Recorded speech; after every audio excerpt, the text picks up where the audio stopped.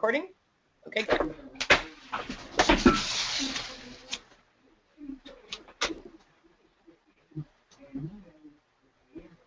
Good? We're good. Go. Okay.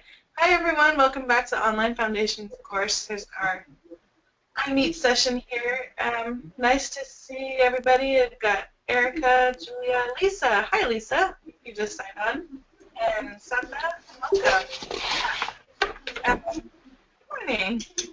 Feel free to what was I going to say? To type in the chat box there, whatever, too, and I'll try to keep track of that while we're over here. All right, let's talk guided practice. Here's our agenda for today.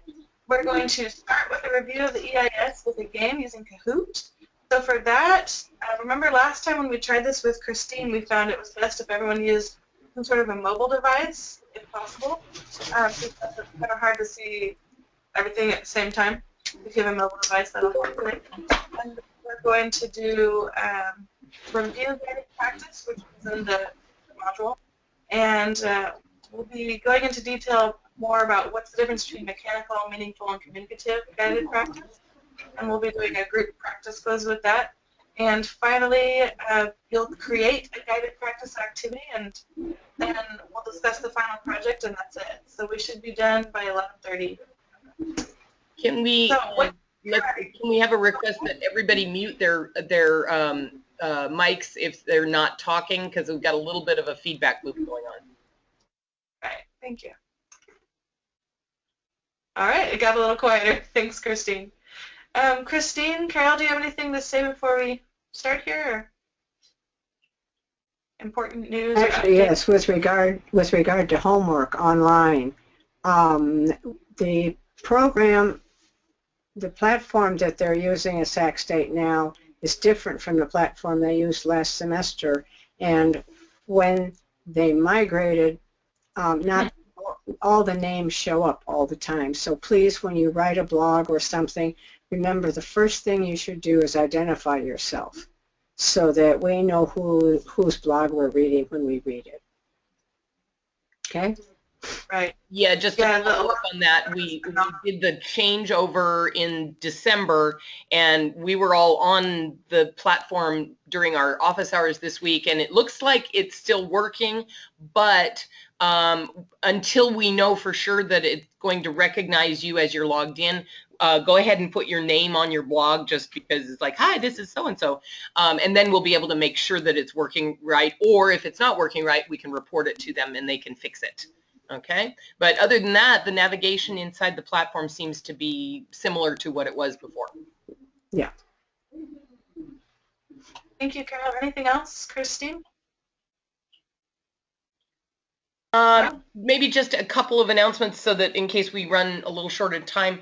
Coming up in March is the CLTA annual state conference, and it's going to be in Visalia this year, which is down by Fresno, actually a little bit farther south than Fresno, but that means it's, a little bit closer to Sacramento area. So those of you who are in the Sacramento area and are interested in attending, they're beginning to release the information to register, and you should definitely be thinking about booking a hotel room and making plans for requesting time off from work and so on and so forth. It's a great conference, and I really highly recommend that you attend if you're able to. Also coming up, I'm trying to think now if there's another announcement about an event that's coming up. No, but coming up more in the future, and we'll start hearing more about it probably in about a month, is the summer seminar in Santa Barbara, week of like summer camp for foreign language teachers. So that also would be something to be thinking about if there's a pool of money for professional development at your school to request funding for that. The information on that is due to come out probably sometime in February. And that'll be in July. All right, thank you. I've always heard good things about that Santa Barbara thing, but I've never been able to make it. Someday in the future, I want to go. And the CLTA conference, I'm curious. I want to say raise your hand, but I'm not. I guess type in yes or no if you've ever been to a CLTA conference. Raise your hand if yes, no. Yeah. I'm wondering if everyone's gone. All right. Well, last year, yeah, it was in Sacramento, right? That was great. Yeah. Good. Okay, did someone else just sign on or no? Okay. All right, well, let's get started here. The first thing we're going to do actually is our can-do statements for today. So what can you do by the end of today? I can tell someone where guided practice is in a lesson plan and what it should look like. I can differentiate between the three types of guided practice: mechanical, meaningful, and communicative. I can give an example of a guided practice activity that I use or plan to use in my classroom. So first thing here, though, is we're going to review the EIS.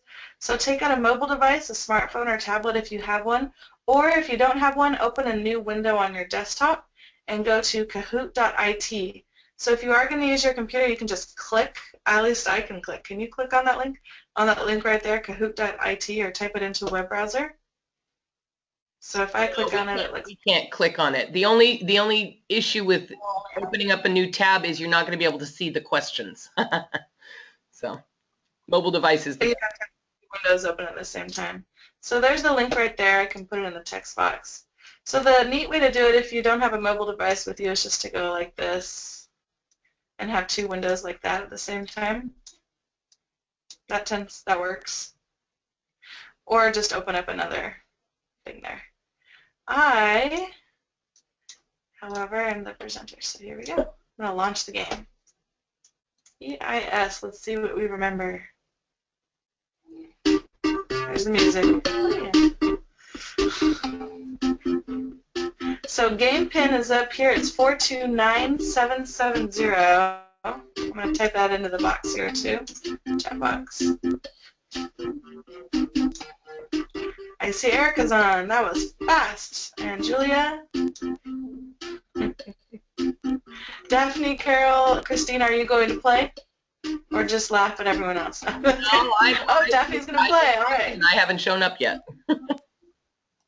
Yeah, I signed in too, and I also haven't shown up. Maybe they're boycotting us. Carol, there's one more button to push where it says OK Go that's under your name.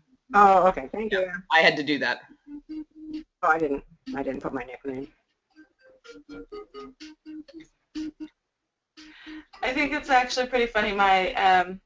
Even when I play this in a Spanish 1 class, my TAs from AP Spanish will want to play against all the Spanish 1 students. I'm like, that's not fair, guys. But they just, they tell them, hey, they can get an extra point if they can beat me. They like to play. All right, and I see, Valerie, you're on. Okay, you're the one that just logged on. I heard it ding, but I didn't know. Hi, Valerie. Welcome. All right, so it looks like we're ready to get started here. There are, did I make 13? There are 13 questions. So here goes. Question number 1. Are you ready? I love this one. The letters EIS used in this online course stand for? Only 3 options.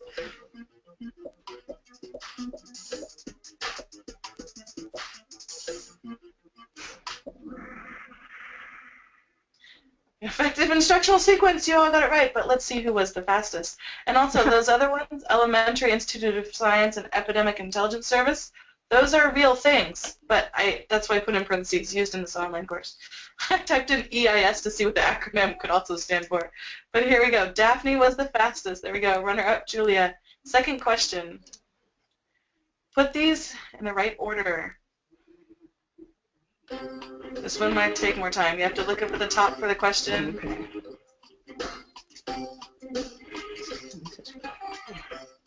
This one's trickier.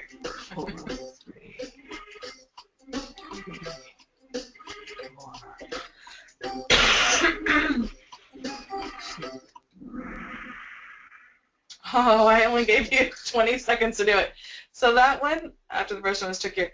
3, so number 3 is the objective, right? The number 4, setting the stage. 6, comprehensible input. 2, guided practice. 5 independent practice, and 1 assessment, application assessment extension. Okay, next, let's see how we're doing here. Christine, up at the top. Santa, close second. Here we go. Question number 3. Complete the sentence. Begin with the... But this one's going to go faster. I had to mix it up. Some easy ones, some hard ones. End in mind. That's right. Begin with the end in mind. If you ever have any questions, too, I believe you can type them in there, too. All right, here we go. Next question. Setting the stage is the you use to generate student interest. Another fast one. Wow, that was fast. The hook. That is correct, the hook. So far, we're getting all these right. Next question. Comprehensible input is in the target language.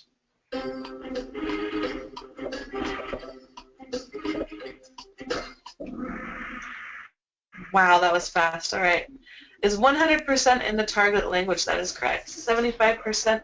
Now this, I can't see, at least until the very end, who put 75%, but if anyone has a question, whoever put that, maybe why is it 100% in the target language or 75%? It's, you know, it's always kind of a shock, and especially to the Spanish 1 student, or the level 1 students, and the level 2 students as well. If their level 1 teachers don't speak very much target language in the class, they're kind of in a shock, and they go, we can't do this.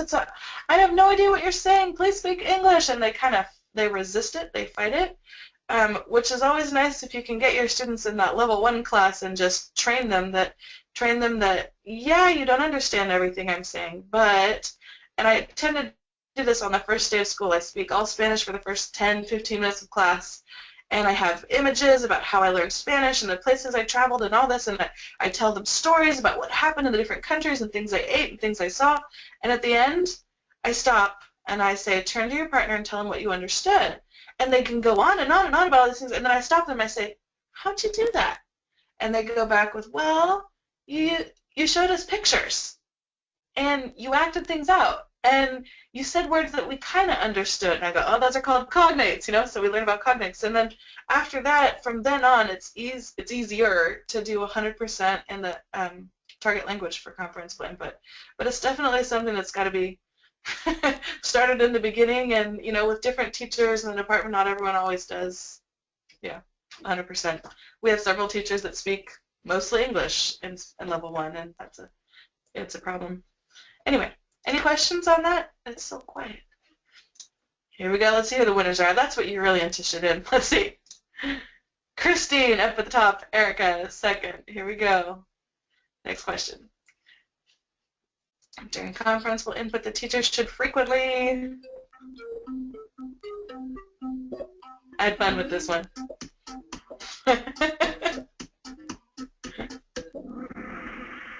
Did anyone pick Dance the Macarena? No. No one picked Dance. You all got it wrong. Speak quickly to cover more material. I liked that one too. Call on individual students. The green one, I mean, yeah, if you call on individual students in the middle of comprehensible input, the effective filter goes way up. You know, if you just start calling on people randomly, I call them víctimas, they just kind of shut down, I find. But if it's that choral response and the yes, no, either, anyway. So here we go. Next question. There we are. All right. Ready? Set. Okay. Put these in the correct order. What is it? Yes, no, either or. 1, 2, 3.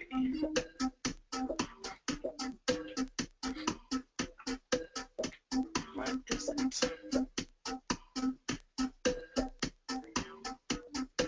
Ooh, one person not answering. Maybe not sure. 2, 3, 1. Yes. So yes, no, either or, what is it? And that was from, well, the last module that we did, the comprehensible input module, where, you know, is this a pen? Yes. Is this a pen? No. Is this a paper? Yes.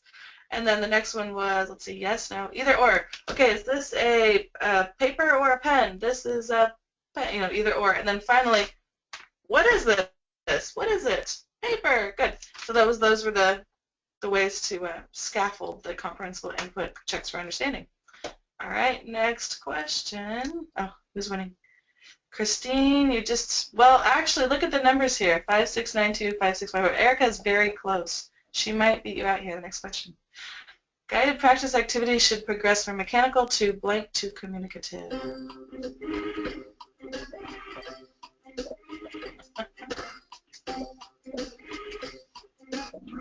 There we are. Meaningful. Mechanical to meaningful to communicative. If you've already gone through this module, then you've probably seen the presentation already on guided practice and have run across this. And we'll be discussing this more throughout today's meeting. All right, 6498. Come on, Erica, I'm rooting for the underdog. You got this. Lisa, Lisa's moving up. Carol, Valerie, all right. Next question, 9 of 13. Guided practice is meant to provide teachers and students with constant confusion. We're supposed to confuse our feedback. Oh, yay, someone went for confusion. Thank you very much. No, don't confuse our students. I try. Feedback, right, feedback. Was that just a joke? Okay, next. Erica's up. Oh, wait, where'd Christine go? Did you not answer, Christine? Oh, you answered confusion. It was you. Confusion. Okay, next question. I believe we're on 10 of 13. What is this? Students will be able to describe their classmates.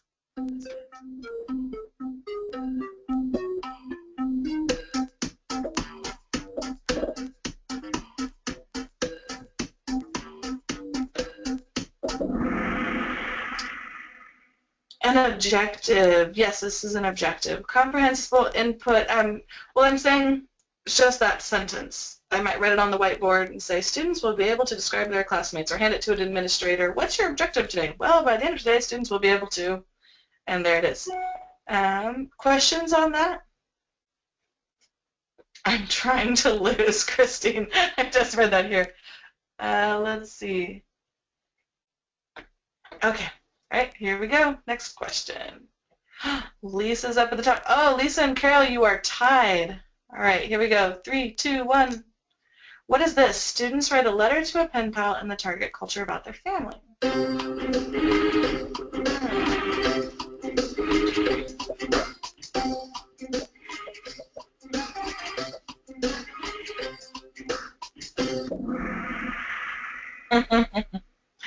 Good. Yes, this is independent practice. If it had said students will be able to write about their families, then it would be an objective.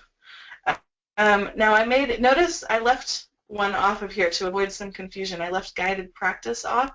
I did that intentionally because this could be guided practice if the letter was more scaffolded for them and said, hello, my name is blank. I have blank people in my family. My mom's name is blank. And it was really scaffolded like that and not so open-ended, then it might be more of a guided practice activity. But I'm leaving this totally open-ended. Hey, tell me about your family. And it's something that I'm not, it's independent practice. Next.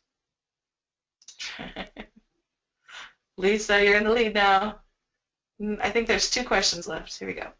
What is this? Students walk in the room and see a slideshow playing pictures of various homes. Oh, you're fast.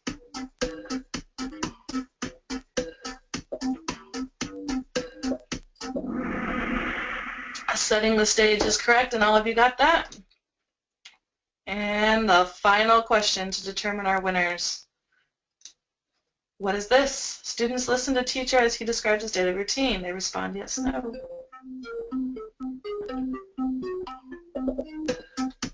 Wow, that was fast. Describe daily routine.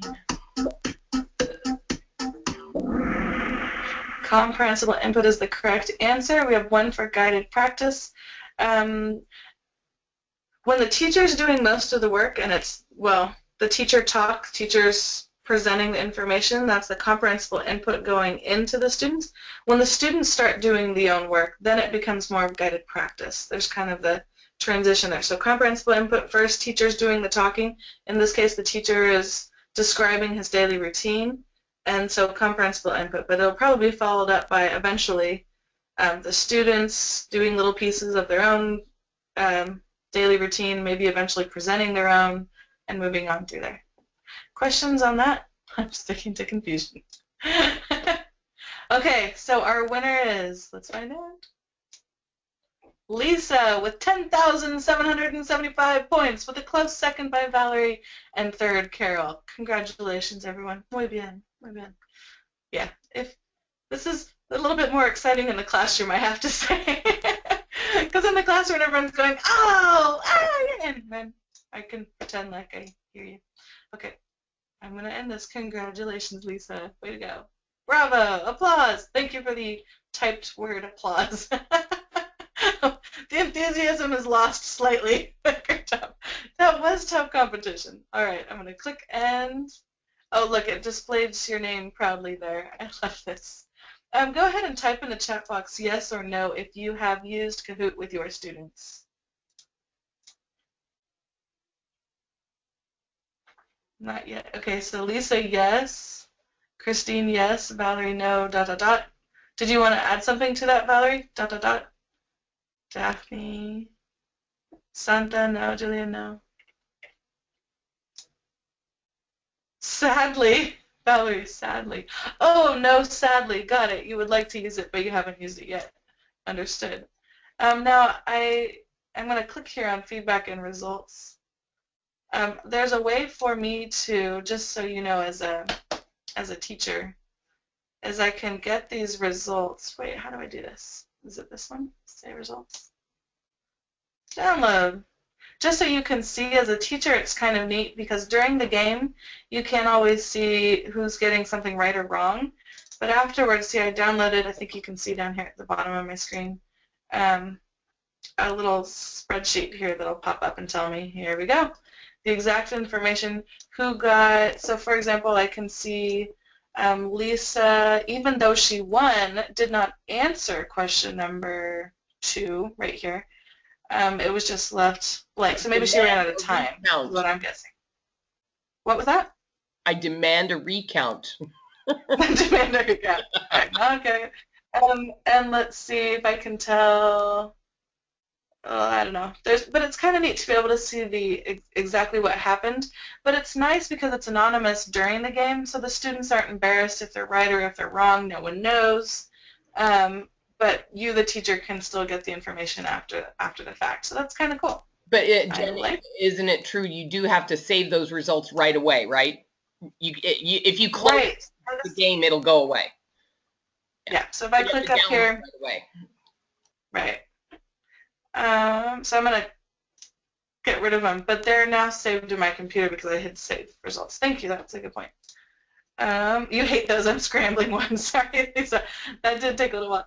Okay, so if you are interested in ever trying that out, I go to getkahoot.com.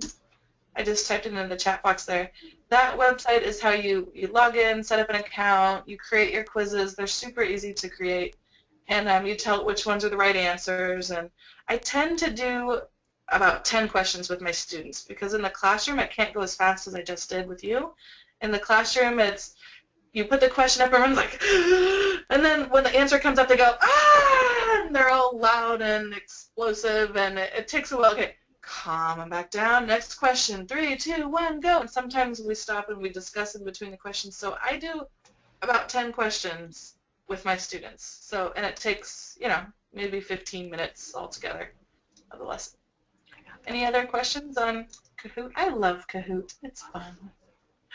Okay, I'm going to go back to, there we go. Actually, I'm going to skip ahead.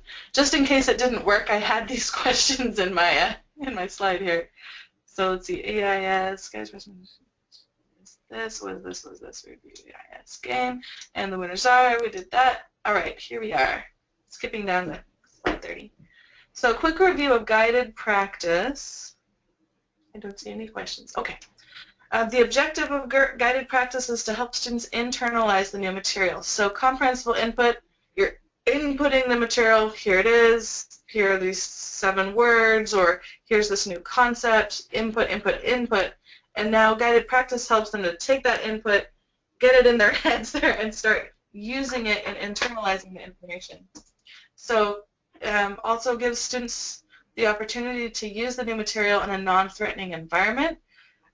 So I often do guided practice activities are sometimes with like a little whiteboard, and they're just writing things down and they can show me, or sometimes they're working with a partner speaking, and so it's not, okay, now I want to know if you understand it. You, get up here in front. What did I just say? You know, like it's non-threatening. And also, wouldn't that be fun? I had a math teacher that was like that in 2nd grade. To provide teachers and students with constant feedback, are we ready to move on yet? So the teacher's given all this information. Now we're doing a guided practice. So let's say their guided practice activity is they're turning and they're talking to a partner about something. I, the teacher, am constantly walking around the room. I never sit down.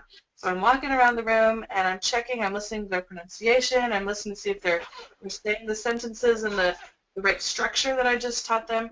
And if anything's off, and I do this sometimes in the middle of a guided practice, I'll walk over to the middle of my room, ding the little bell, and say, stop! And I'll say 1 or 2 little things to just kind of fix it.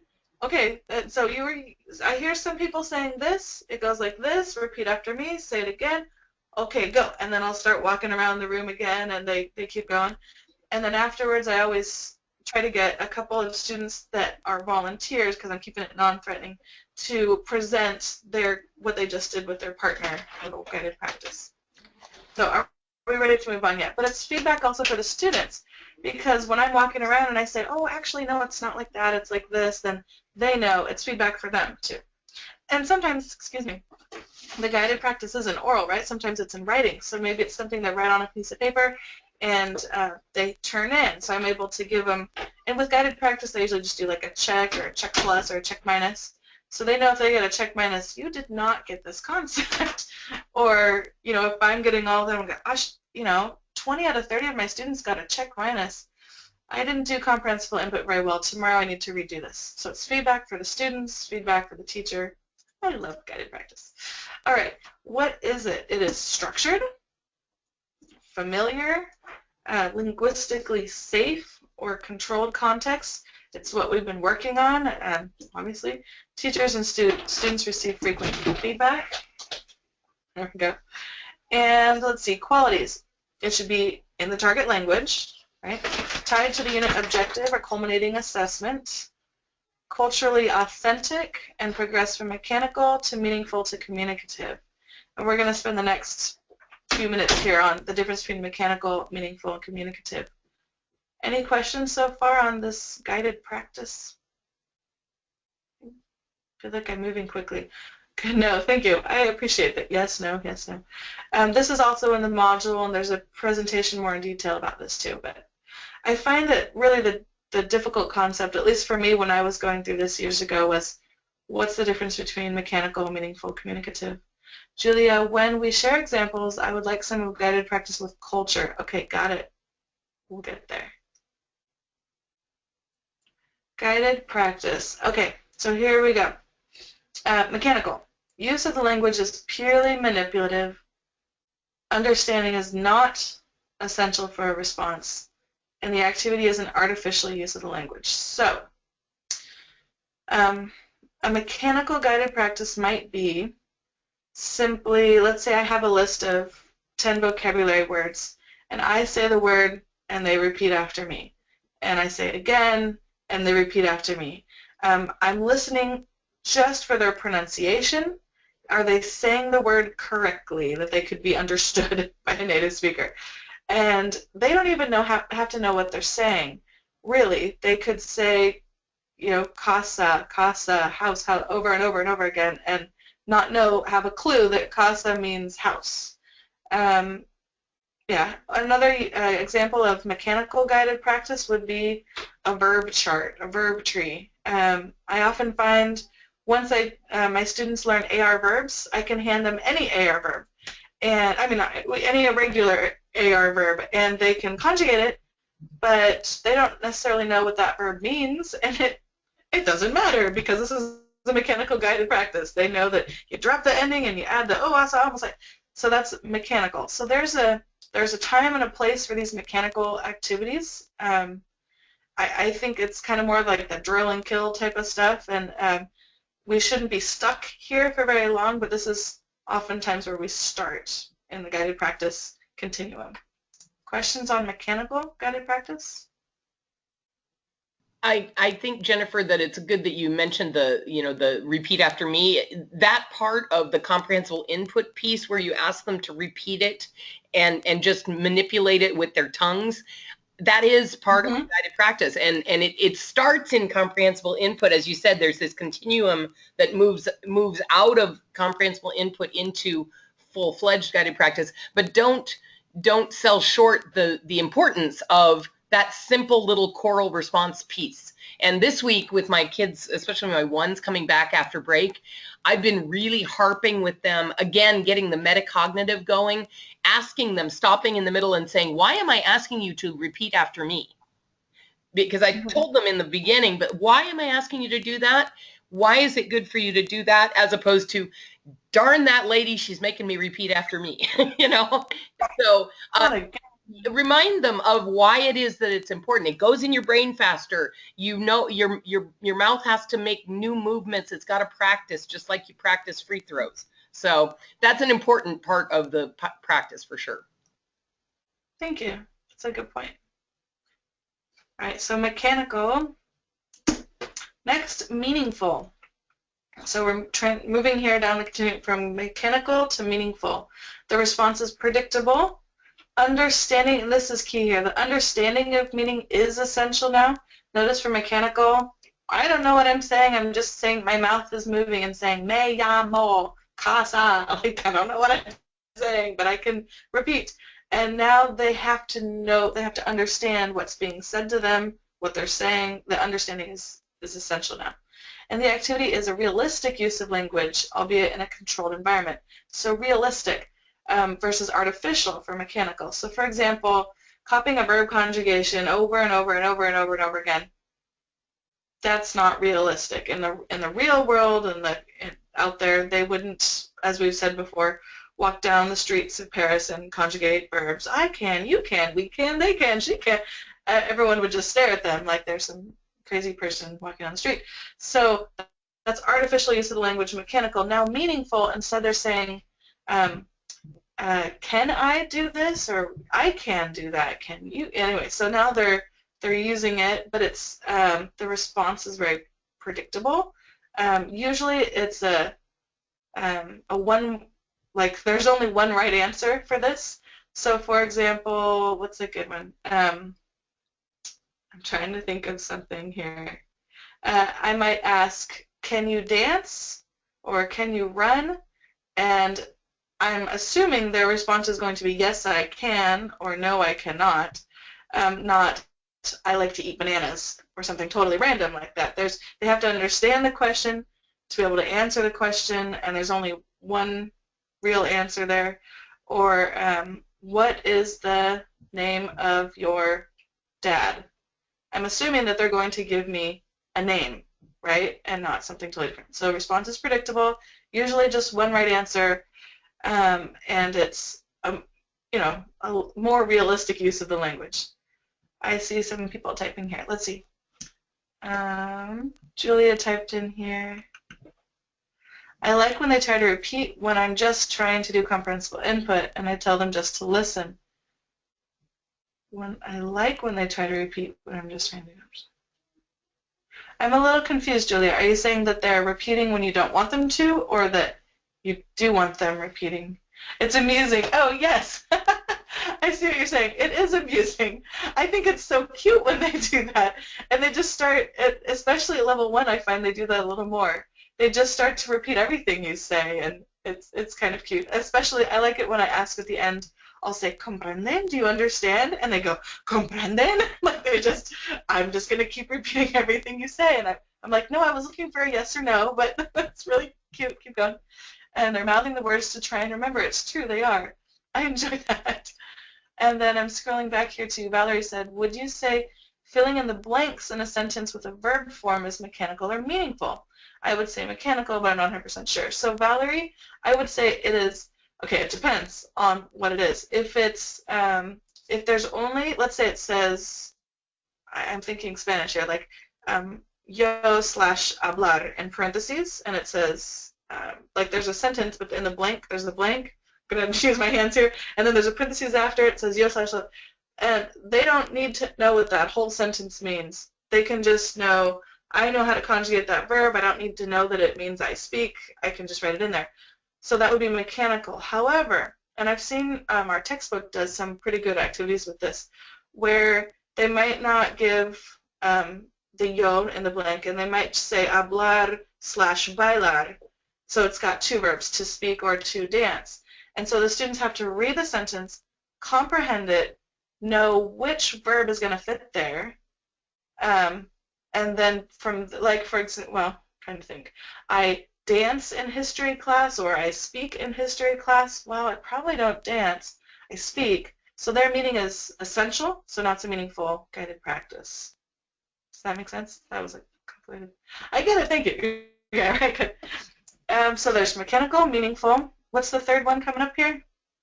Number 3 is the third one on the continuum for guided practice. Communicative. Thank you, Valerie. All right, here we go. Click. Communicative guided practice.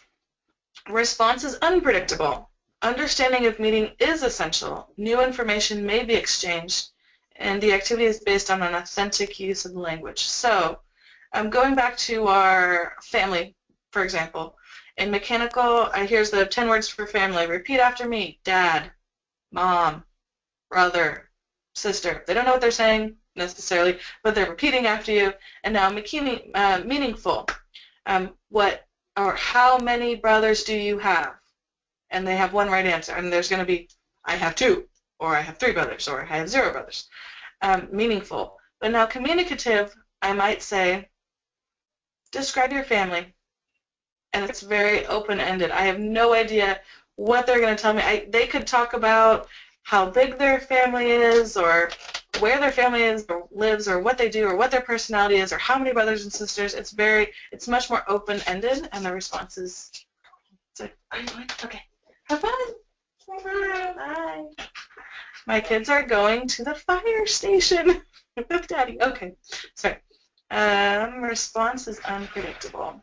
So it's totally unpredictable response, much more open-ended, and they have to, understanding of meaning is essential, right? They have to understand the question, and new information could be exchanged, right? I don't know, it's got that unpredictable part to it. Any questions so far on that, communicative? Another way to look at communicative would be if the students, you were describing an interaction between you and a student or a group of students. If the students are interviewing each other in some sort of a format, and they ask a question, the question, they don't necessarily, like, not everyone has the same question. Maybe they've chosen to ask a particular type of question. Or, you're going to ask one question about a food you like, you're going to ask one question about a drink they like, but they don't know which one is going to come back at them. And so in order to understand what the person responds, they have to understand and the meaning of the vocabulary. So. Another difference between meaningful and communicative, and a meaningful activity, let's say I want them to interview each other about their families. If the questions are teacher written, so for example, I've given them these 5 questions, ask them what their parents' names are, to describe their grandparents, how many brothers and sisters, and I've given them the questions and all the sentence structures of how to say, my parents' names are, I have blank brothers, and it's all structured for them, and I've given that to them. That's meaningful. But now if I say to them, write 5 questions that you'd like to ask your partner about their family. That's very unpredictable. I don't know what 5 questions they're going to ask, and who knows what the responses are going to be. So it's moving down that continuum from mechanical, meaningful, communicative, and our goal here is communication, right? So we don't want to skip mechanical, the repetition and all that, like kind of sometimes I keep calling it the drill and kill activities, those types of things. We don't want to skip that stuff. It's essential to get to communication, but we also don't want to get stuck there. And I think I see this a lot in my department where just teachers get stuck in the mechanical. I wanted to conjugate those verbs, and that's it. Conjugate, conjugate, conjugate. Now take the conjugation test, and that's great, but then when they get to the next level and you're saying, okay, so you should be able to describe your family. Can you tell me about your family? And they're, no, but I can say I have, you have, we have, they have, okay. So we don't want to get stuck in mechanical. They can do communicative type activities in a level 1 class. It takes a lot of scaffolding in the very beginning, but they can grow and get there. So don't get stuck in mechanical. I think in my classroom, or at least how we do it, a lot of the mechanical stuff is done as homework at home. And the meaningful things we do in the classroom with paired speaking activities or listening activities or writing activities, we do a lot of them meaningful in class. And the communicative, we often begin in class, and it's a big piece of it.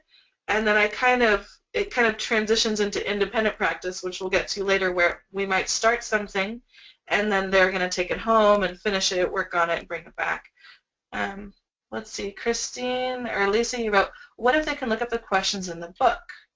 Are you talking about when I said, let's see, the meaningful activity would be, or the communicative would be they write 5 questions about their family? Was that it? Oh, okay, so if they just go to the book, I happen to have a textbook on me, this is an AP book though, and they look it up and they just copy down 5 questions, well, I might say that that's meaningful. I don't know. They're cheating. Write your own questions. But, some students need that, and they're not quite ready yet to just come up with questions on their own. So, I don't know. They're cheating. I went ahead and chatted a response on that one. I think from the standpoint of the person choosing the questions, that may not be a communicative act on their part, and right. not understand what the question says. They just say, hey, that's the shortest question, I'm going to use that one. But from the standpoint of interactivity with another student, the other student doesn't know what questions they have selected. So there's an element of choice and spontaneity in that. It's not purely communicative, but it has elements of that, I think. Right. That's exactly what I was thinking, Daphne. If the person being asked the question has no idea what the questions are, it's a communicative activity for that person, right? That makes sense. Right. Thank you. Okay, next here. So what we're going to try to do now, let's see what time it is, 10:45. Okay, is determine where on the continuum these next 10 activities are. Are they mechanical, meaningful, or communicative? And for this, what I'd like you to do is in the chat box, you'll either type A or B or C into the chat box. So the first question here, but before you do that, I'm going to do like a little countdown, like I'll show it, and can you all see my hand there? I'll go 5, 4, 3, 2, 1. And when you see that, go ahead and hit, so I'm going to type in A, and then you see this, hit enter and type it in. Because if one person answers first, then the other people might just see the answer and cheat.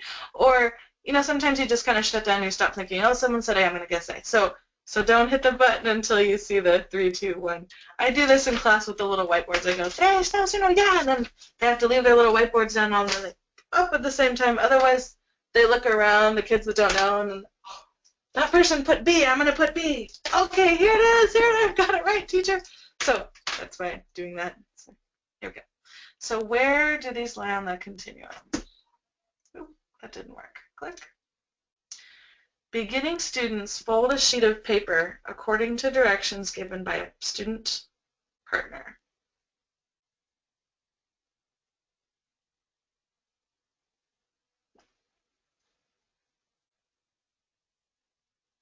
Nobody answered. You may answer.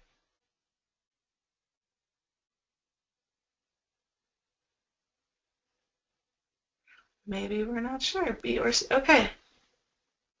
Okay, most of you said B. So no one said A. You're right, it's not mechanical. If I'm explaining how to fold a sheet of paper, they need to be able to understand what I'm saying. Meaning is essential, otherwise they're going to fold it all wrong, right?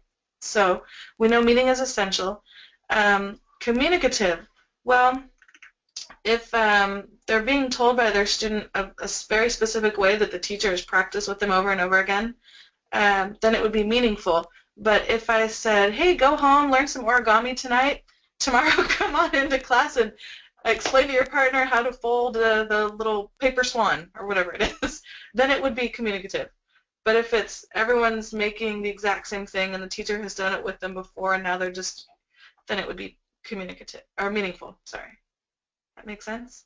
Countdown. Oh, I did the countdown with my hand. I thought it was visible, but this next time I'll say it. 5, 4, 3, 2, 1. Yeah, that would be hard. But wouldn't that be kind of fun? Maybe in my AP Spanish class, learn how to do, I don't know, after the AP exam when we're bored and have nothing to do. Question number 2. Beginning students erase the chalkboard, close the door, or open the window when the teacher requests them to do so. 5, 4, 3, 2, 1. Go ahead and answer. What's that? Who typed in slavery? Christine, I see that. Okay, a couple of you have A's and a couple of you have B. So here's my question.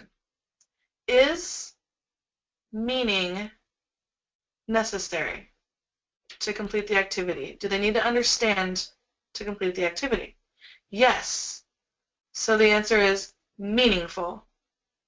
If they didn't have to understand the meaning to complete the activity, it would be mechanical. But because meaning is essential, or comprehending the meaning is essential to complete it, it's meaningful. Make sense?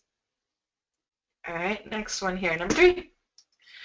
In small groups, intermediate language level students individually explain orally the use of a fanciful household gadget, which they invented the night before as part of a homework assignment. 5, 4, 3, 2, 1. Go ahead. Wow, that was fast. Everyone said C. Yes. Yes. Definitely communicative and probably not something they're doing in a level 1 or 2 class. That would be a tricky one. Next one. As the teacher shows the class a large cardboard clock face and turns the hands to indicate the time, the students repeat the time after the teacher says it. 5, 4, 3, 2, 1. Everyone said A. All right. A because what are the students doing? Let's see here. Exactly. This is a sharp group. It is a sharp group. They're repeating. They're just repeating. They're practicing. They're moving their mouths to say, it is 5 o'clock. It is 10 o'clock. And they're just, exactly. Now, if I were to give them their own clocks and say, show me 10:30, and they had to take their clock and flip it around, and is that right, teacher? Is it 10:30? Now it's meaningful. They had to understand. And exactly, B. Thank you. All right, question number 5. As beginning students read aloud from a passage in their text, they correct each mispronunciation when the teacher interrupts to model the correct sound. 5, 4, 3, 2, 1. A is correct. Again, pronunciation. So a step of the guided practice we don't want to forget, mechanical, but not get stuck there. Can you imagine if all they did was repeat and practice pronunciation and didn't have a clue what they were saying? Number 6. Students practice writing verb conjugations over and over again on a homework worksheet. I enjoyed this as a kid. 5, 4, 3, 2, 1. That's fast. A is correct. I really did enjoy verb conjugations. Anyway, it's just fun. It's patterns and math and grammar. We're all grammar geeks. I know we are grammar geeks. I love grammar. Okay, next question, number 7. And so I can tell some of my students love it too. I hand them a sheet with verb. Okay, they just they get going. They've got to finish it. It's funny. Okay, question number 7. Right, mostly repeat, audiolingual. which is why they couldn't, when they left the classroom, couldn't speak the language, right? All right, question number 7. Students read a brief letter describing their own class schedule in their school. 5, 4, 3, 2, 1. Wow, that was fast. C.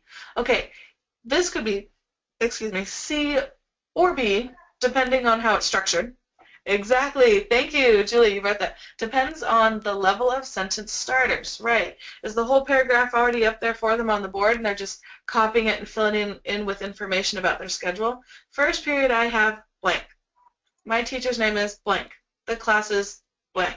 Fun, difficult, whatever. Then it would be meaningful, right? They're just kind of copying in.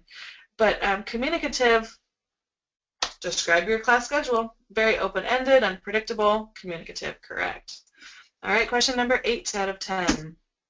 Parents have been getting students act out one and then the other role of a short 2-person dialogue which the class has previously memorized. 5, 4, 3, 2, 1.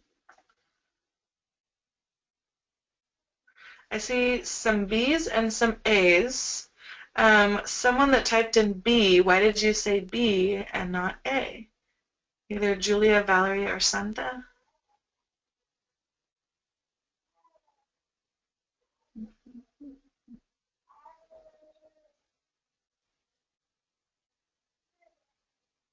Repeating. Okay, so just repeating, that's mechanical. But why might this be a meaningful guided practice? Act out means you need the meaning, right? If they're acting it out well, right? So for example, it's supposed to be A-B partner, this dialogue is going on and someone says, I don't know, what do you mean I'm stupid? I'm not stupid, I'm smart. And if they're just saying, what do you mean I'm stupid? I'm smart. And there's no emotion or reaction or anything, and someone just says something mean to the other person and there's no reaction, then they're not acting it out very well. But if they're acting it out with, maybe, or using props, or when someone says, give me all your money, then maybe the person's actually like taking out a wallet and handing it to them. So they need to understand it to know how to act it out. Good. Act it out, right. Okay, question number 9 of 10. Students role play a confrontation between an accused shoplifter and a store detective in an alleged department store theft. 5, 4, 3, 2. Go. I see some C's and some B's. Okay, so the last one, I'm going to click back here. It was a dialogue, which the class had memorized, but they needed the meaning to be able to act it out, so it was meaningful. This one, it says role play. We don't have any, there's no memorized dialogue. C, exactly. It doesn't say that, they were given this or any of it, so I'm guessing they're just acting it out either on the fly or they've come up with this themselves, right? So then it would be C, communicative. But I could see how some of you might have put B. Right, improv, exactly. Improv, communicative guided practice. Jen? Which, again, is hard in level 1. Yeah, go ahead. Yes, I am now going to take on the role of Tanya Zacconi. Those of you who know Tanya will understand. This is one of those, where what is the situation, and a couple of comments mentioned writing it themselves as opposed to memorizing something that was already written for them. In this case, the key word here is role play, and I'd also like to put out there something that my colleague Cindy Piper discovered many, many moons ago, and that is dialogues, quote unquote, like writing a script. And believe me, I'm guilty of it too. It's a great activity. But dialogues are not spontaneous communication. And so therefore, anytime they're actually writing down a script of something to say, it's going to be probably meaningful, but it's not going to move into the communicative because it's not that real exchange. Whereas here, if you have a role play of a confrontation and one of them knows they're a shoplifter and one of them knows they're a store detective, they've got to come up with the appropriate communication on the fly. That's communicative. Thank you, Christine. I like how Daphne put it. I'm thinking about that, oh gosh, I can't remember the name of that TV show. Some improv show, and I think it started in Britain or something. I don't know. Whose line is it? Yeah, whose line is it anyway? That's yeah, that's improv. That would be more communicative. You have no idea. It's very unpredictable what's going to be happening next, versus something like this. I mean, who knows in this situation between a shoplifter and a store detective, if I don't know, is the shoplifter going to shoot at the store detective, find them? Is the detective going to find them? Not find, I mean, who knows what's going to happen? It's very open-ended and not scripted. Perhaps if I change this to students write a dialogue between an accused shoplifter and a store detective, and then present that to the class, then it would be more meaningful. I see a question mark there. Lisa has a question. Can it be communicative if they write it themselves without books or discussion with a partner? So they've written it themselves and then memorized it and then presented it? Christine, what would you say there? I would say still, because I know Julia had a comment, a couple of comments about the, would the writing part be communicative? I would say that what you would want to do is you would want to adjust the name of whatever the activity was. Students write a story about a confrontation between a shoplifter and a store detective, then it becomes a writing communicative. Absolutely. But if you say that they're going to write a dialogue and then present the dialogue, that becomes they've prepared it, and the actual presentation of it is not necessarily communicative because it's not spontaneous. So it's real semantics. It's real hair splitting. It's identifying what is the communicative mode, and what is your intent for the communicative mode? Is your intent for them to write something that is communicative? I agree completely. Or if your intent is for it to be a presentational speaking, writing it down first lessens the communicative spontaneity. So Right. We could talk about this all day. An interpersonal versus presentational. Yeah, we really could. I like this. Okay, I'm scrolling. There's a lot of typing on it. Let's see. Lisa said, okay, it's not a role play, but is the activity communicative? So I think what I'm hearing Christine say is that while they were writing it, it was spontaneous at that point. It was unpredictable at that point while they were writing it, so it was more communicative. But when they memorized it and presented it, I mean, probably the teacher has a copy of the script. It's no longer unpredictable. We all know what's going to happen. It's already been written down. So now it's meaningful. Does that sound about right, Christine? Yeah, exactly. Lisa, what it boils down to is splitting it into two different. If you think about it in the term of the communicative modes, you're talking about two different modes there. If it's a script and presentation, if it's simply they write a story, and that story might have dialogue in it, that ends right there. It's presentational writing and it's communicative. If they go then and use that story as a script to do some sort of oral presentation, it's not as communicative because it's not a presentational speaking that's communicative. So this also borders off into our IPA program, which Lisa's part of as well. So we can continue discussing that. But if you simply change the wording, if you say role play, I agree that's communicative because they haven't prepared it ahead of time, and there's that spontaneity. If you say dialogue, then it becomes less spontaneous.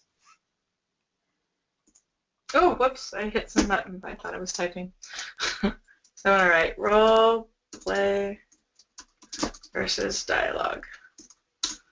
So role play, communicative, dialogue, meaningful. Like that. Forgot what I was thinking. Oh, right. And I think that both of these role play and dialogue are both valuable activities. We want to still do meaningful guided practice activities. They need to do those meaningful guided practice activities before they can get to the communicative activities. So we're not saying that one is valued more than another. They're both valuable. It's just that one's going to happen before the other one, before they're able to do the other one. Thank you. I got a little @ symbol too. Thanks. Okay. Last one here on the difference between the three. Beginning students view a series of pictures, each depicting one action in a connected sequence of actions related to an automobile accident. So we got these pictures. For each picture, students listen to a statement about the action and indicate whether the statement is true or false. 5, 4, 3, 2, 1. Okay. B. Everyone said B. Great. So meaning is essential? Yes, meaning is essential. Is the response predictable? Well, yeah, the response is predictable. It's either true or it's false.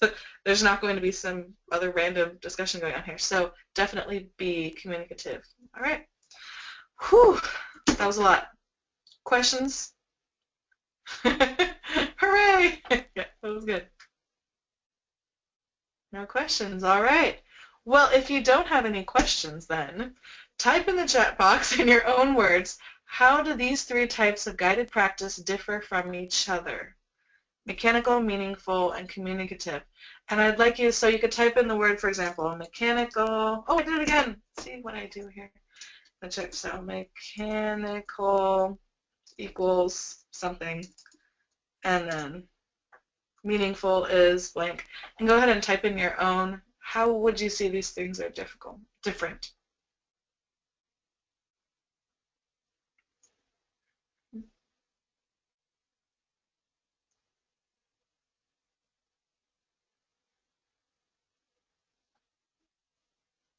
Think about if you're describing them to a colleague and saying, well, we really shouldn't be doing verb conjugations in class, you know, all class, every day, over and over and over, and nothing more.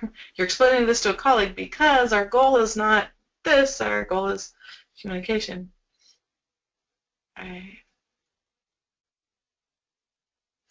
So let's see, I'm seeing lots of things here. I'm going to scroll back to Julia, who first posted, mechanical is manipulating the language for pronunciation or form. Beautiful. I love that definition. Mechanical. Julia. Valerie says meaningful and communicative differ from mechanical because, meaningful and communicative differ from mechanical because mechanical doesn't require understanding. Right. No understanding required. Understanding of the meaning. Right. Lisa, mechanical is not meaningful. Right. Santa wrote, mechanical is step 1. It is. To get students to understand language and to get them to communicate. Get them to communicative. Right. So step 1, step 2, step 3. Right. I think you made a good point, Jennifer, of we can't step over mechanical. That mechanical has a use, but the key especially in our professional discussions is that point that you made originally, which is we can't stay stuck in mechanical and expect our students, and we can stay stuck in mechanical, but we can't expect our students then to be able to actually do anything with the language if we get stuck in that one area. And the same is true as if you only ever ask them to do meaningful and don't push them to do communicative, they're going to have a hard time moving to the independent, which is what we're going to work on next after this module. They'll be stuck in stage 1 forever. They will never get to created language stage 2. They will just be stuck there. I'm thinking right now to myself, right now I'm currently teaching Spanish 1 and Spanish AP. So, like the total opposites. And the other day in my AP class, I forget that sometimes they still need some mechanical. And it was a simple, like there were just a couple words, maybe 5 words, and I was asking them to use those words in some sentences they were writing or describing or talking about social media or something. And when they were speaking to me or speaking to the whole class, sharing out their answers, they kept getting tripped up over the pronunciation of some of the words, and I realized, oh gosh, hold on, stop, let's go back. I told you you needed to know these 5 words. Let's say them. Repeat after me. And I, had him repeat after me a couple times until we got the flow. And then it was, okay, let's keep going. Now, who was saying this about the social media or whatever? And we kept going. But it's because I kind of skipped over it a little bit too quickly. And even up in those upper levels, every now and then you go, what? Go back. Mechanical. And same with even verb conjugations. They get so excited sometimes in my AP Spanish class and want to speak, and all of a sudden the grammar just breaks down, and they've forgotten how to say, you know, he said that, but I think it's this, and they just start saying he to say that, and I like, okay, stop. Verb conjugations, like they're so excited about being communicative, but they still have to get that. Your APs too, right? They still got to go back to that. Okay, let's do verbs here again. And sometimes it's just a quick little thing, or sometimes a little homework assignment, and then they come back and they're a little better. So let's see, other people are typing here. Julia wrote, meaningful is using, scrolling back. Meaningful is using learned chunks that students understand, and communicative is creating own language in a less predictable way that may share new information. That's perfect. Exactly, meaningful learned chunks of language. And then Erica wrote, mechanical, beginning of the unit, pronunciation of vocab. Meaningful, the second step, students should be understanding what they're listening to, and the last step, communicative. Great. And then Valerie wrote performance versus competence. Can you explain that a little more? Performance versus competence.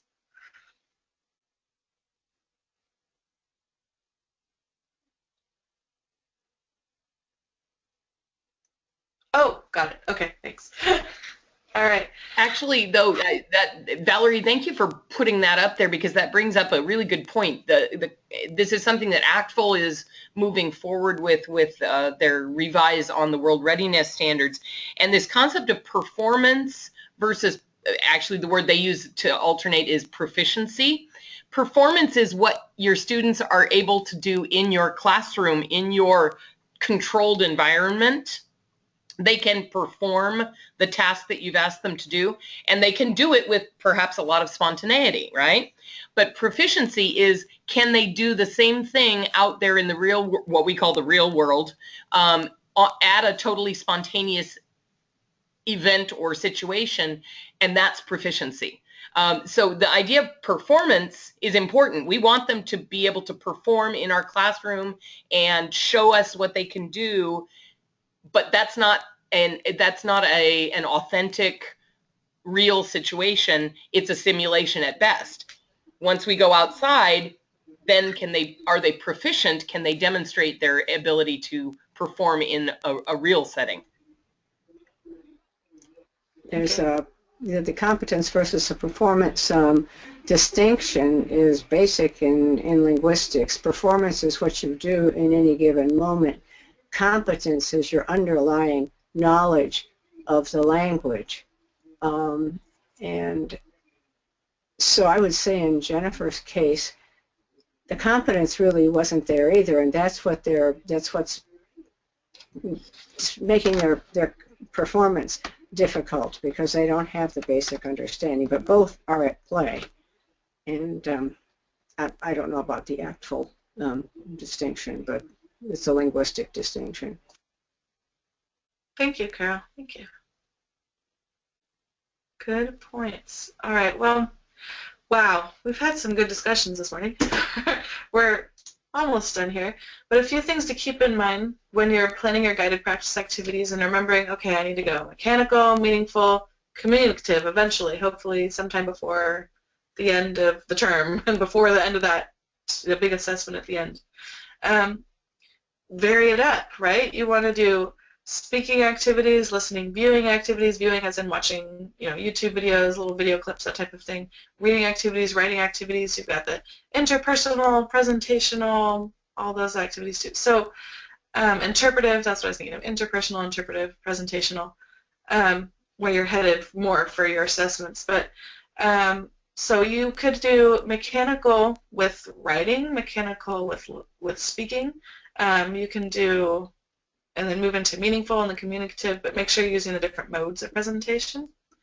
And then another thing to keep in mind are the different types of multiple intelligences. When you're planning your guided practice activities, Go ahead in the chat box right there. Oh, I think I made this one. Type in which one you think that you are, or ones. A lot of us kind of fit into multiple categories. I believe we've probably all seen this before. Are you, what type of learner are you? Interpersonal, musical, body smart, spatial, naturalistic, logical. I'm going to type my... I would say overall, linguistic, yeah. Musical and linguistic and kinesthetic for me. Interpersonal and linguistic, interpersonal. Right, we're language teachers, so yeah.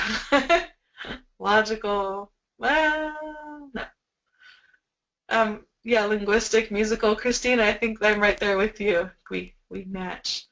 When I put something to a song, I remember it forever. And linguistics, just how words work, and I love that.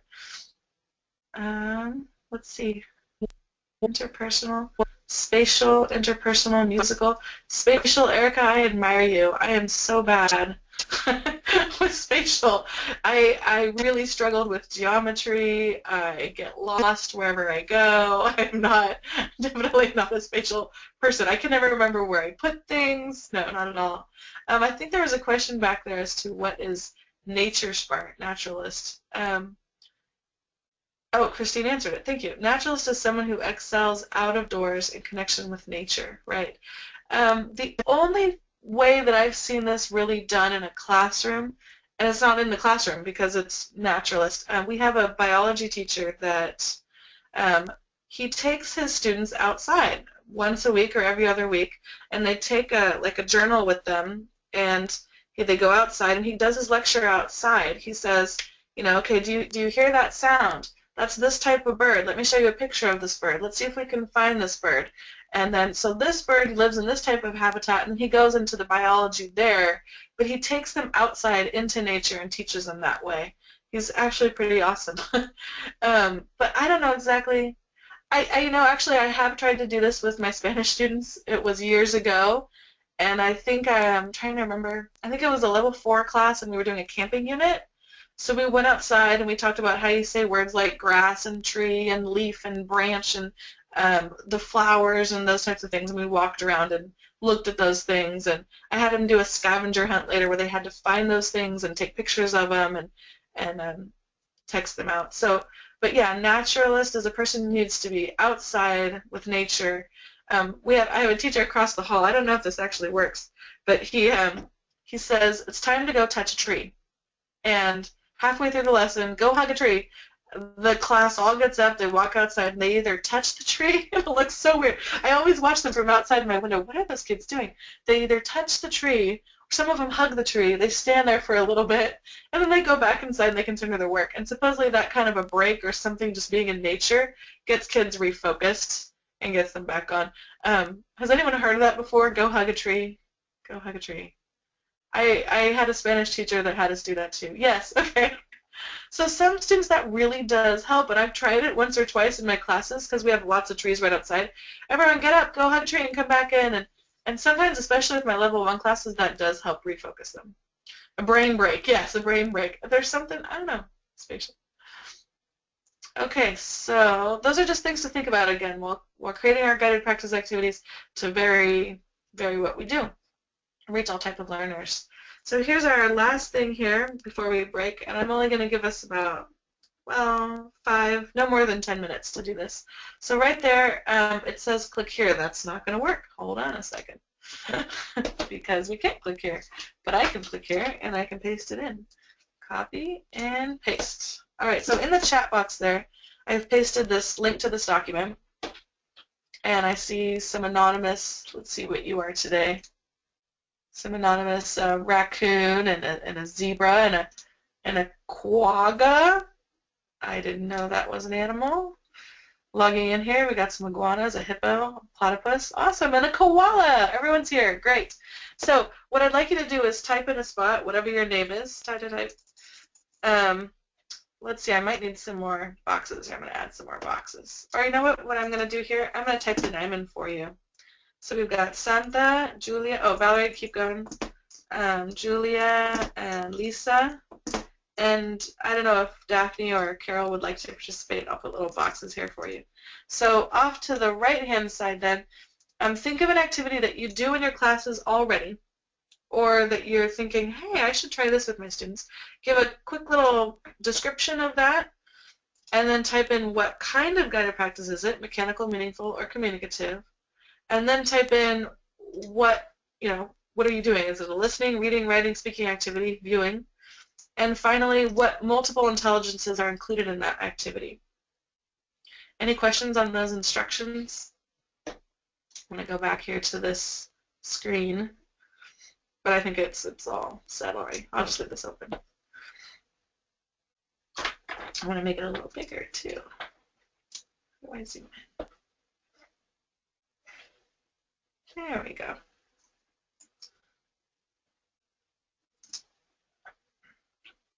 Oops. While all of you are doing that, I'm going to check on baby Daniel. He's very quiet right now, so maybe he's still sleeping. I just want to make sure he's still alive. That's my job, right? Okay, I'll be right back.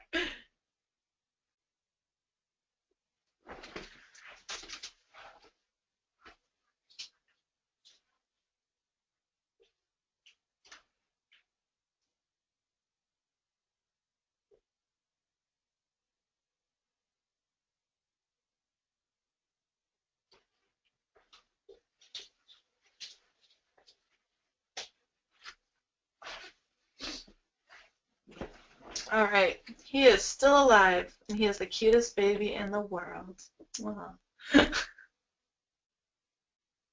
Lots of people typing, great. But you're not biased.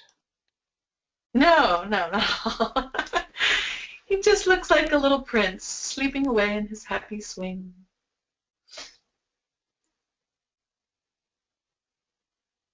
And the other kids are at the fire station with Dad.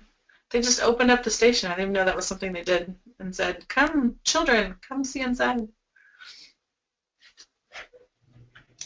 Oh, they're back. I'm going to close my door because otherwise it's going to get loud.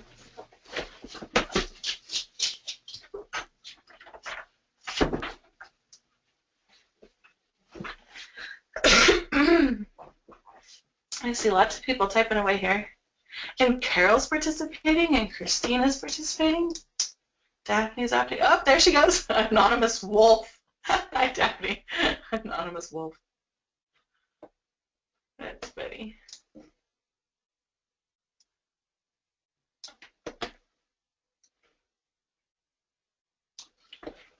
Let's see here.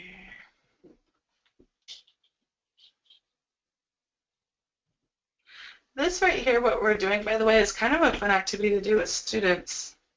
But they have to be mature enough to use Google Docs and not delete each other's work or say nasty things or be goofy in the comments and chat boxes. And yeah, it takes a little bit of training, but it's not necessarily something I enjoy doing with my freshmen. But the upper classes, it's kind of neat because you can see everyone working at the same time. You can get ideas from each other. It's kind of cool.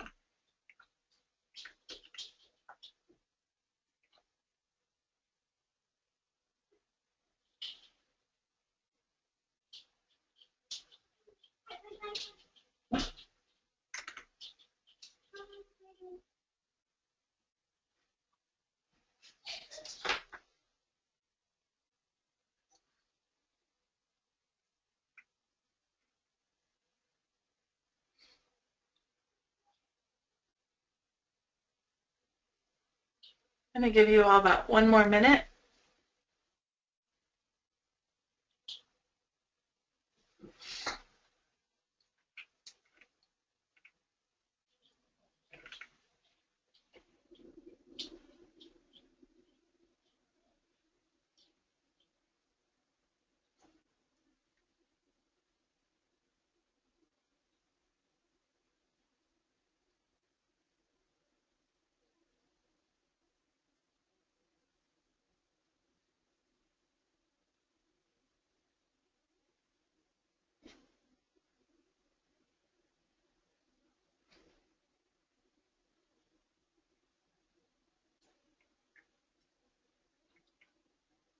Looks like most of you are done here. Nice job.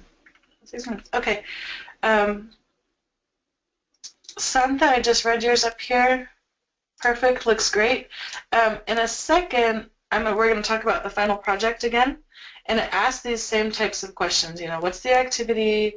Is it mechanical, meaningful, or communicative? What type is it? What multiple intelligences are you using? And the only thing I would say, Santa, is that when you're filling out the final project, if you're going to do that, if possible, attach a copy of the AB activity to the lesson plan or include it when you present on the final presentation day. Or if you're not able to attach it, maybe include a few examples. So for example, I keep going back to the family, it's just the one always in my head. This is a family speaking activity and the students are asking, for example, and then type in a couple of the questions and then a couple of maybe the answers. Okay, Santa, Valerie, let's see. Jen, that's a really good point. And the reason for that is not because, like, you know, what you put there is not correct. It's that you're designing a document that is a resource for yourself. And so you want to put as much detail in it as possible, because if you come back to it a year later and go, I don't even know what I was describing there. If you don't have the details in there, then you won't remember, oh, that's right, that was that activity. Also, it becomes a document that you potentially could share with a colleague, and the colleague could look at that and have a roadmap for, oh, it's an activity where they're going to ask questions about their family members and so on and so forth. So you want to give as much tangible detail, and if you can, you know, upload links to Google Docs or something like that, that gives you even more resources. Right. Thank you, Christine. Valerie here. Oh, we've got another AB activity. AB activities are great. There's listening, there's reading, there's talking, right? We could have the speaking up here too. Oh, did I not include it? Oh, no, here it is. All right. Listening, reading, speaking. Julia? Oh, they're drawing. Draw an illustration to represent the main action idea in a chapter of a book they've read. Okay. Julia, I'm going to go back to a question I believe it was you that asked very early in the presentation. You said, how can we make these culturally authentic, right? Well, I think you posted a perfect one, actually, to talk about how something can be made culturally authentic. What's the source? What book are they reading? If it's, let's see, they're drawing representation. If it's something that you've read to them in class, they've been exposed to some children's books from the target culture, and now they're drawing a picture of that book from the target culture, so not necessarily Green Eggs and Ham, because that's a children's book that is from our culture, but from the other. Does that make sense? So that's a way to kind of bring it in and make it culturally authentic. Let's see if we can do that to another one here. Lisa, students write about their families using sentence starters. Good. Mechanical or meaningful, writing, interpersonal. Perfect. Daphne, students pair change conversation dialogue to represent teachers and classes from Calaveras High School. Okay, let's take Daphne's and try to make it, what's the word? Culturally authentic. Or how do we get to the target, you know, information from the target culture? Does anyone want to type in the chat box? How might I take that activity and add a cultural element?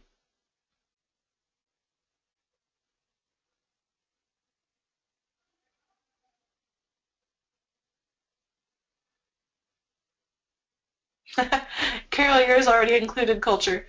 Students sing culturally authentic songs from song sheets. There we go. It's already in there.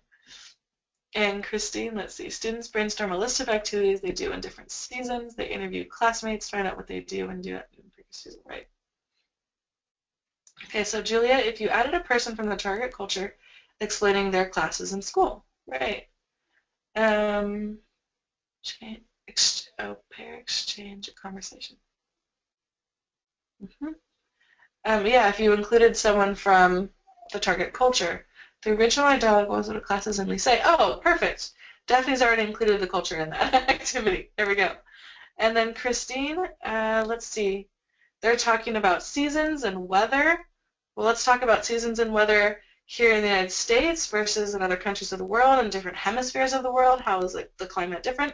So definitely always try to add in that cultural piece, because we want to teach our students obviously not just about the language but about the culture. Otherwise, let's say they're traveling abroad, they get down there to the opposite hemisphere and the weather is totally different. But I thought it was summer. Why is it freezing cold? Well, right. I love this. Now this document has been shared with everybody with that link. And I'm not going to delete this document, so if you'd like to copy that link or put it somewhere else that you'll remember, maybe we can put it up on the site too. I think yeah. Why don't we go ahead after we're done here and just take that link and stick and create another a web link event in the module, and then they'll have access to it. Perfect. Will do. Oh, whoops, sorry. Guided practice, final practice. Okay, so we've done that, and that document is there. It has a lot of great ideas. That's why I love working with other teachers. I learn from you too. I learn great ideas. So, guided practice. That was it. We've got it. A lot of discussions today. Christine, let's see. The more you access authentic materials, then the cultural component is infused. Exactly, it's infused in it. The more materials you're using from authentic materials, right? Perfect. Anything that we do, just about anything we do. I'm thinking about class schedules. Find the class schedule from the target culture. Bring that in as a reading activity for the students before they have to write about their own class schedules. Or, family. Find a lot of times there's famous families in other countries as well, not just the famous families here in the U.S. and talk about them. And there's kind of a way. I mean, restaurants. Okay. Bring in a menu from the target culture and have them look at that menu versus a menu here. There's a lot we can do. All right, final project. I'm not going to talk about this in great detail because we did that last time, but I want to just point out where we are and where you might be in your final project. And we're in Module 5, Guided Practice, and for this part of the final project, you need to create 3 activities, 1 mechanical, 1 meaningful, and 1 communicative. So that's where we are in the final project. We'll be going over those next 2 in the next modules. And I'm going to skip ahead to, so here's the sample lesson plan. Christine went over all, I think, this last time. I believe Daniel was crying at this point last time. Comprehensible. But here we are, guided practice.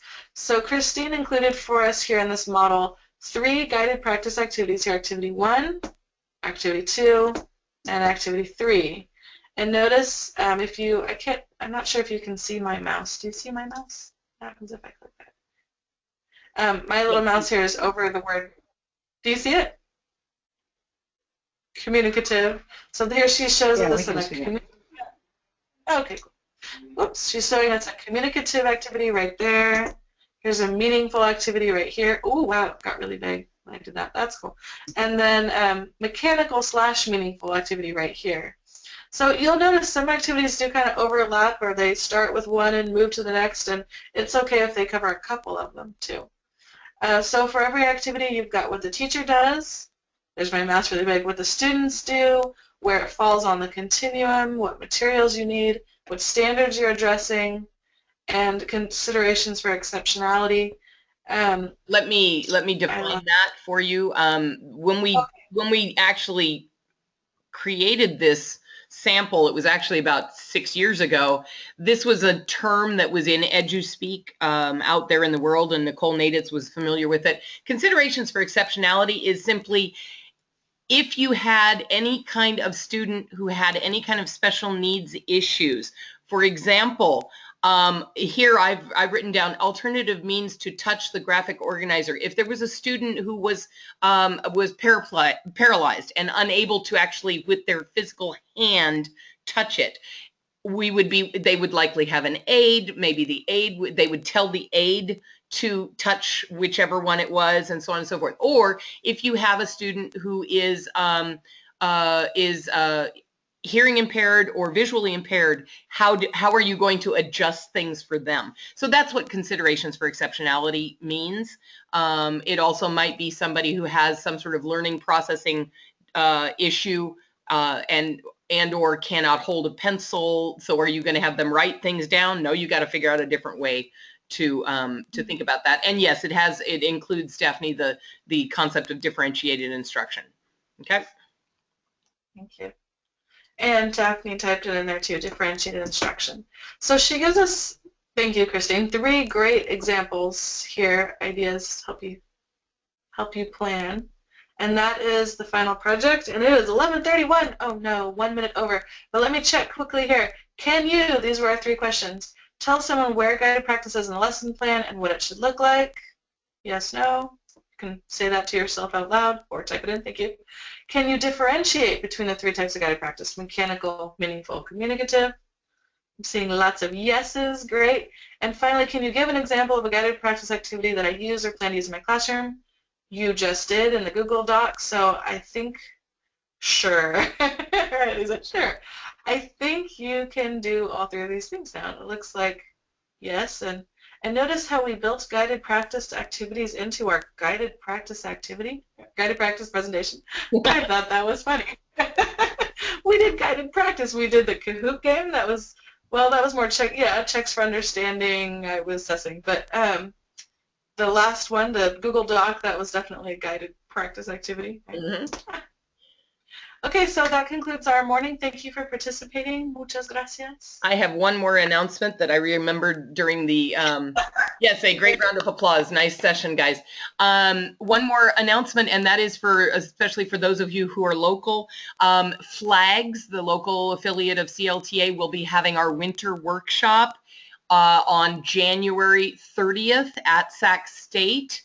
I know that Julia joined us last fall, and the really wonderful good news is, first of all, the presentation is going to be called Curate the Web, and it's going to be run by Nicole Naditz and Evelyn Bejarano, looking at ways that you can organize and structure web-based materials for your students to use.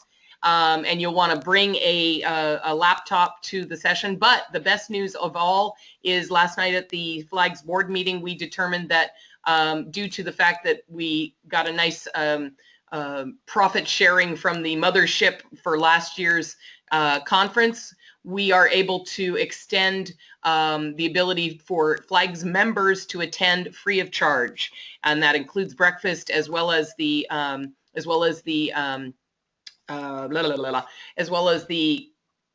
materials and so on and so forth.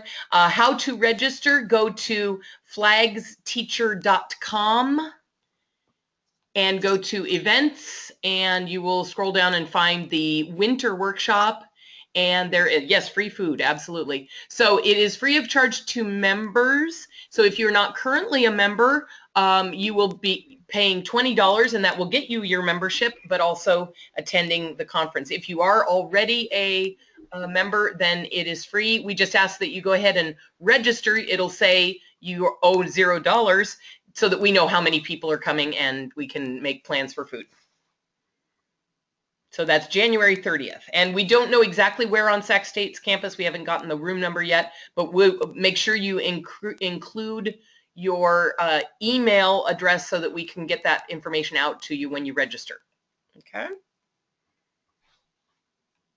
All right. Flags workshop. Thank you again, everyone, for coming. Thank you, Christine and Daphne and Kara, for helping out as well today. Everyone have a great day. Happy New Year, everyone. Happy New Year.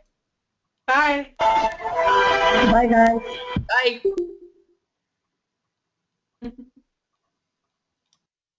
You're welcome.